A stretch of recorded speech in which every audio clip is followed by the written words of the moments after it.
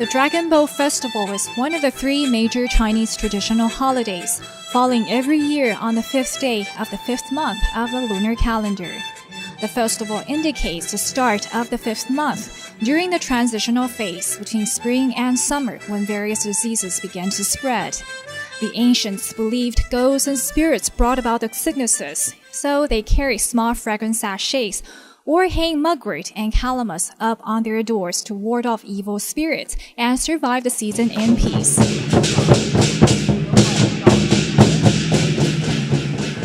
An alternate story about the festival was to commemorate the death of Qu Yuan, who lived over 2,000 years ago as a ranking official in the state of Zhou during the Warring State period of the Zhou Dynasty. He was disheartened to see his country in grave danger, but powerless to do much because he was framed by his enemies. Heartbroken and desperate, he committed suicide by drowning himself in the Miluo River on the 5th day of the 5th lunar calendar. To find his body, villagers boated and threw rice and food into the river to prevent fish from eating the deceased.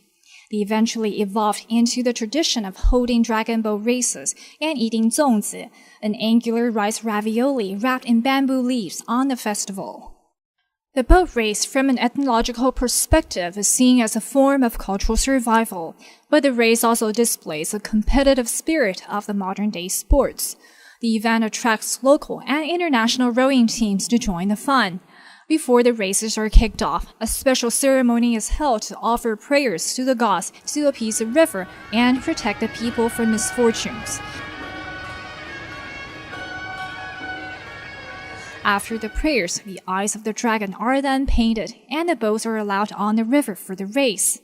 At the sound of the gun, the teams take off, leaving swooshes of trails on the blue river. The teams row to the rhythm of the drum and paddle in unison to reach for the finish line.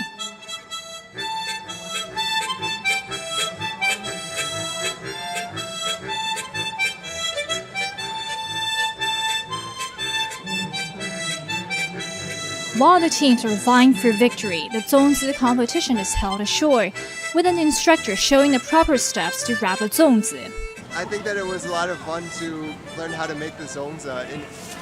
Although this was the second time that I've made the zongzi, I think this is a good example of the Taiwanese cuisine and a traditional Chinese food that I should know how to make. Foreigners and locals, young and old alike, join the contest to have a blast and cheer for the boat teams.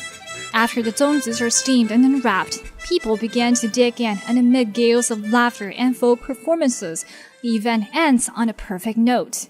Though Qu Yuan may no longer be the focal point of the holiday, the festival is nevertheless a special feast that's celebrated every year in Taiwan to carry on this wonderful cultural heritage.